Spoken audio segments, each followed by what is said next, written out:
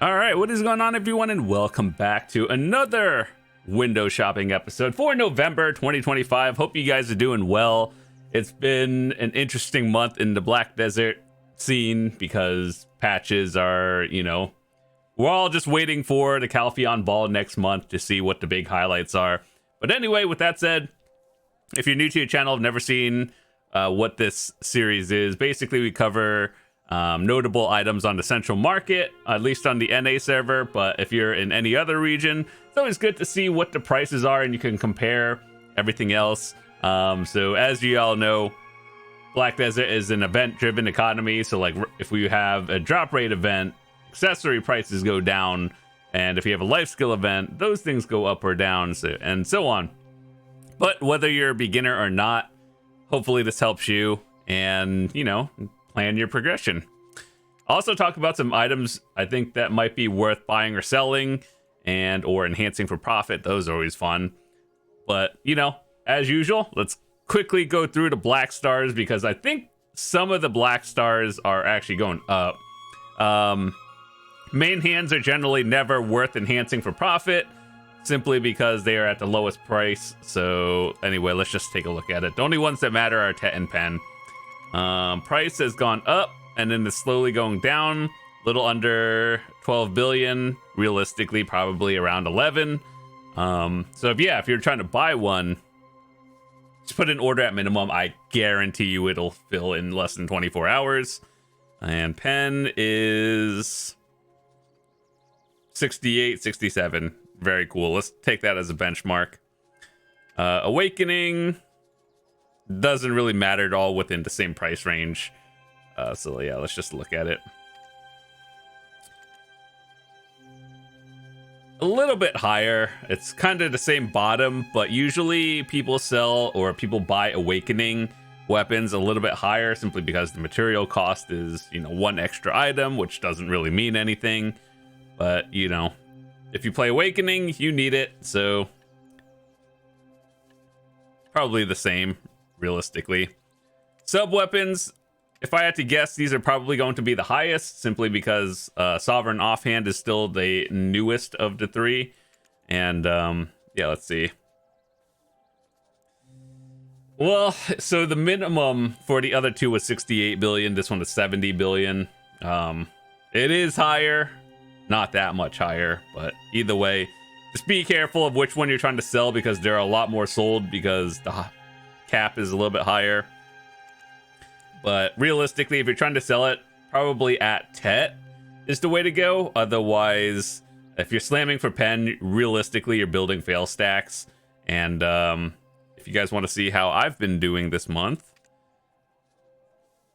every click for Nav Sovereign is 8.2 billion silver, by the way. That was not a good day. I did not have fun this day. And yeah, so anyway.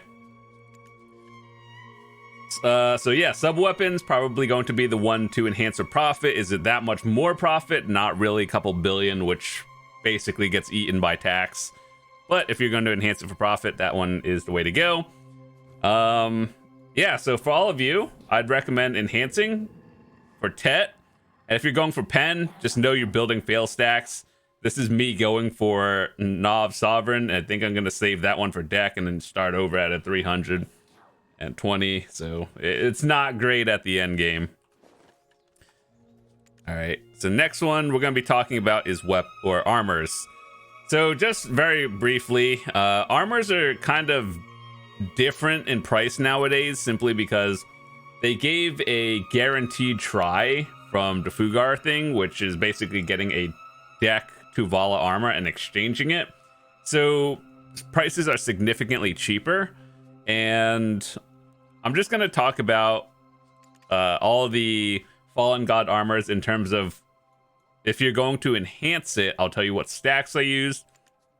But also, if you're buying it, I would recommend just buying it at Duo. Maybe, I think, with the materials that drop from the Edania spots. So let me just show you. Like these things, the silent fragments and also the distorted. These are a little bit cheaper than Kron prices, assuming you could just well, you can buy the distorted pre-crafted. Silence, I believe, are still sold out, but you can buy them, and then yeah, these are what they look like. Let me show you. 7 billion and 5.4. So these are slightly cheaper than Croning. We're talking vendor crons. If you get it from costumes, obviously it's probably a little bit cheaper. But I would recommend buying it if you can. But the problem with that is, like, I understand that newer players saving up 200 billion silver is not easy, and even for like endgame players, saving up 200 billion is not easy because everyone still has goals. So most efficient would be to save and buy it. Realistically, people like to see small progression on the side, so I would probably buy like a duo and then maybe slam it to try and tet. Realistically, you don't really need tet until you're getting into Edania, so that's like once your gears are already up there. But with that said, let's start with duo. What stacks would I use? Probably a 150 to 200 for a try, like duo to try, and then like a 250 and up from try to tet. Fun fact, there's an event going on right now for the golden box thingy, so if you need like a 200 stack or 250, just go grind for a couple hours and then you get a free 250. Turn that into a 260 with your Valks and everything, and there's your fail stack. Okay, so that basically covers all the armors, like all the Fallen God armors if you're enhancing it. What I would do is, if you don't know what order to pick them in, I would probably go with shoes, like the one from Fugar to exchange, simply because that one is a little bit harder to grind for, you know, beginners moving into the mid game. So, and then you have to grind Ulakita areas, which ultimately is fine, but like that one's harder of the three, so probably get this one first, and then the other two just over time, you know, just buy it, I guess. Let's see what else. I think 2 months ago they took out some of the other clothes, like the silver embroidered, and then now all we have is like Manos, which overall that was a good change, simply because there were too many different things confusing players, and I think straight up just normalizing Manos is the way to go. Blue gear. So blue gear, in terms of, you know, the step under Manos, if you can buy it at Pen, the mastery is very good. You should never enhance it to Pen. If you can buy it, that's good, because it gives 330 mastery, whereas, and then let me show you, let's just take Fisher one. 17 billion 330 mastery. If we go to this one, it's like 9 billion for 300. So if that puts you up into a new bracket, it's fine. But if you're going for Pen, obviously this is the best in slot that gives 400 mastery. But yeah, depending on the price, 10 billion. But if you need 7 billion more, and that's the next step for, you know, hitting the next bracket, I think it's okay. Otherwise, Tet is probably fine. All right, accessories. We're going to be looking at, you know, Deboreka's and Preonne's. So the grinding one, PvE, PvP, and then life skilling for Preonne. Everything else is more or less irrelevant these days. All right, so Preonne, I assume these are all roughly the same price, you know, like across all 4 accessories. The way you get them is, I believe a Tri-Manos converts into a base, so this one. So the price should be 1-to-1. And then a Tet goes into a Tri, I believe. So, and then a Pen goes into, I think, Oct. So that's the price ranges, and it kind of is 1-to-1. So if you're going for one, get the one that gives the most mastery first. Deboreka's, the order you should be going for is Necklace, because that gives the most AP, followed by rings or belt, and then the earrings are last. Just stat order works out that way. And we'll look at the prices because that's also very important. All right, so Debo rings 26 billion, or realistically more like 28 here in the NA. Pen ring is about 180. Necklace should be a little bit lower just because they were out longer. So yeah, this was 18 billion, literally 10 bill cheaper. That gives more AP. That's why you go for this one first. And then 130, 140 for a pen. So people who are like, should I go to Karazad route or like Karazad in exchange versus self-enhancing? Goes for the same as like my Fallen God stance. It's better if you save and buy it, but realistically saving 140 for new players is not the way to go. Simply because it's not easy, because you're like, you get 100 bill or even like 50 and you're like, oh, I could get some upgrades. So you'd rather probably just slam it, and the adrenaline of enhancing is probably what most people do. So yeah, just know one is efficient and one is more fun. Do the one that you enjoy doing the most. Earrings. Debo earrings are still kind of wild, actually. This is also why this is the last piece you go for, because they're the most expensive and kind of give the same, like, not the same stats, but like it's +1 per like upgrade. And so yeah, this is the one you go for last. That's what I did anyway. Very expensive. Debo belts. Okay, so according to the prices, well, they're kind of the same. So it should be necklace first, followed by your belt, then rings, and then earrings, in that order because of prices, at least here on NA. Okay, so let's talk about some Lightstones, because this one is something that more people are getting into, because nowadays we have amplified stones, and I made a video talking about which ones you should upgrade first. I'll leave a link in the description. That's a more detailed video of, like, I broke down the cost of everything and the stat efficiency of which ones you should go for first. But for PvE, PvP, there's regular crystals, or yeah, regular Lightstones, and then amplified ones. So check that video if you're curious. I'm not going to talk about it here. It would just take up too much time.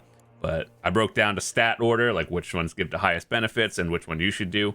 And yeah, from regular to amplified, that's what people are doing. So let's look at the prices of all that. It is here.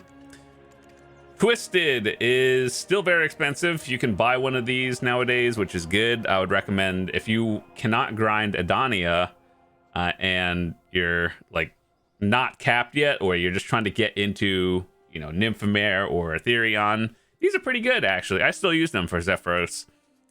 Strike crystals are going down, which is actually good for newer players, because endgame players are probably grinding at, you know, Edania spots, and that means more people are using Twisteds, myself included, and strikes are, you know, a little bit less relevant.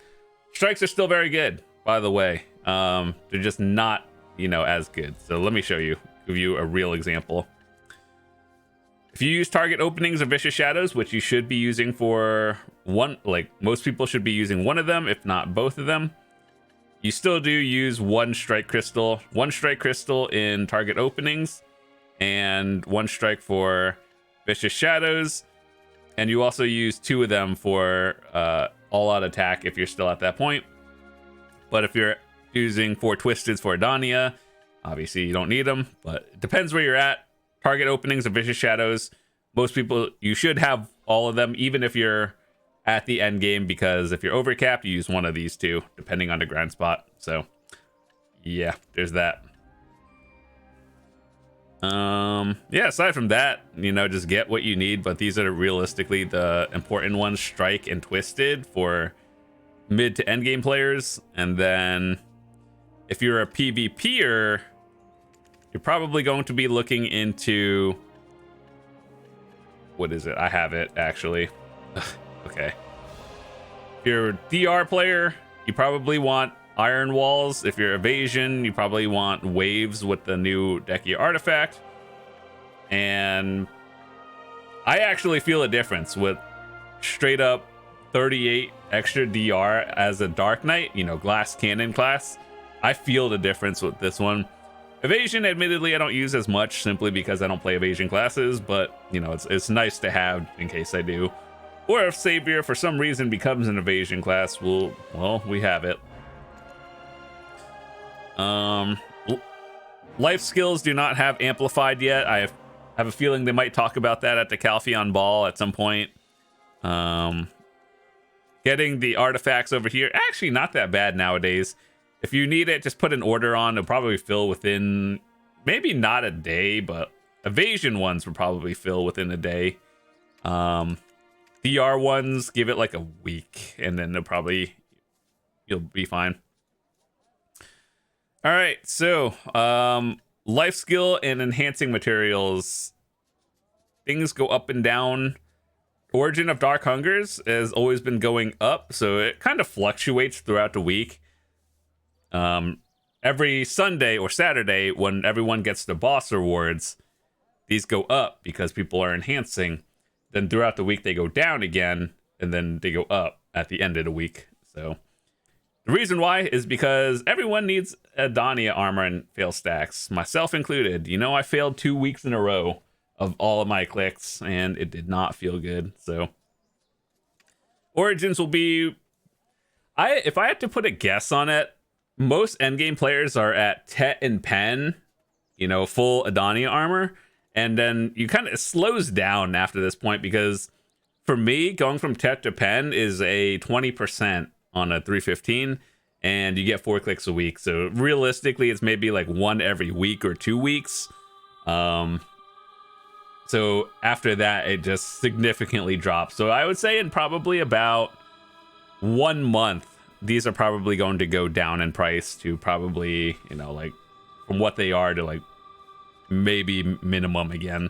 But give it a month because people are still catching up. Maybe, yeah, either way. But what are these at? 350. Yeah, so it's like, by the way, if you can buy these, you can heat up 4 of them and make the same thing for, you know, slightly cheaper. But people are lazy and don't do that. So anyway, enhancing materials, sharps are going down in price. When there was the life skill event, they were maxed out at 6 billion or 6 million each. A no event, going down in price. Memfrags are, you know, this is an item where they keep putting it in those gamble pearl boxes to the point where if they stop doing that, the price will go up.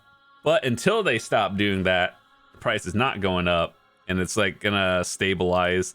So like this point right here was no, like minimal gamble boxes. Gamble boxes, slightly, like the current ones, they give it, but it's not really a lot. So that's where the price is coming from. Either way, Memfrags are tanked, and Prolobus keeps giving gamble boxes every week. Whether you like it or not, it's in the game, so yeah, there's that. Reforges are probably going to go down in price over time, simply because they added a new feature, the Reforge Stones. Well, it's not really so Reforge Stones have always been in the game for a while.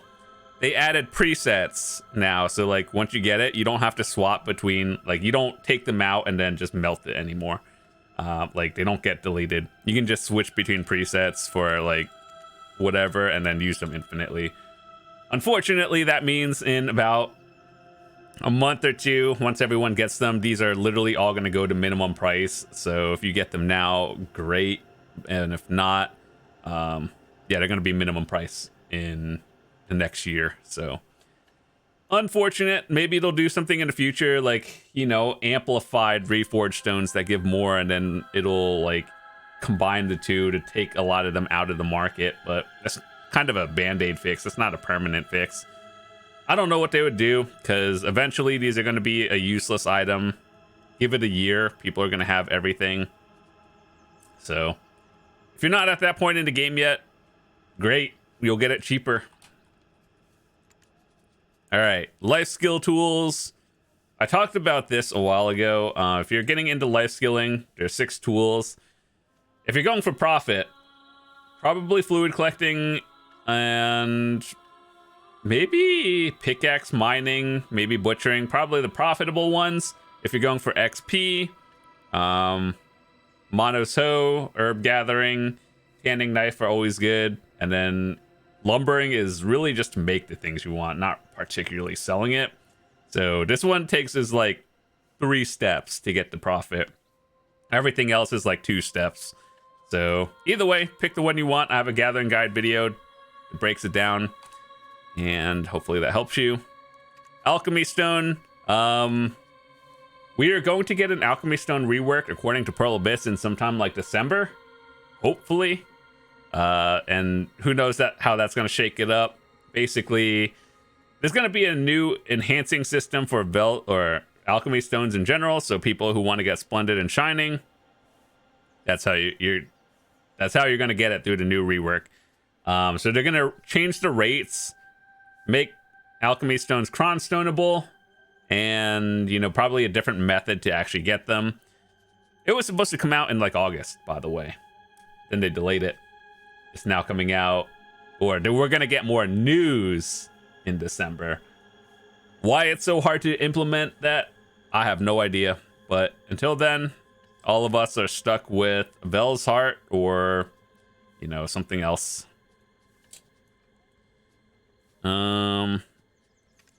Blue Battlefield is coming out in the near future. Unless they delay it again and again. If you're going for boat PvP, the one you want to get is Valor. Volante is very good as well. If you're PvE bartering, you want Advance. I'm not gonna lie, they're all like, if you're doing PvE bartering, they're all pretty good. Except for Balance. You really want Advance if you're min-maxing it, but like Valor, Volante, they're not bad choices. Valor allows you to shoot faster, or like your cannon recharge faster, therefore, like in theory, speed equals damage and time. And boat PvP, people are going to want the Valor. If you just like going fast doing dailies, Volante is very good, and, you know, will help you get your sailies done every day. Bartering exclusive, you want Advance, and Balance just does none of those well. Like, it's kind of like a collector's ship once you get the other 3. So either way, I have a Valor. I've had that for like 5 years now. I love it. It's great. It helps me do my ocean dailies a lot faster. The next thing I'm going to get is probably, I don't know, between Volante or Advanced. And they're pretty good. And I think that's about it. Like, the next thing we want to talk about is probably like decorations. Get your AP buffs through here instead of this one. I know these are just convenience, but they're very expensive convenience, to the point where if you're not lazy and just want to save up time, I've said this in multiple videos, these are the same thing, but like significantly cheaper, but you have to go to a house to do it. So basically, if you park in any other town, put these on your wall, get a 3-hour buff, then go grinding.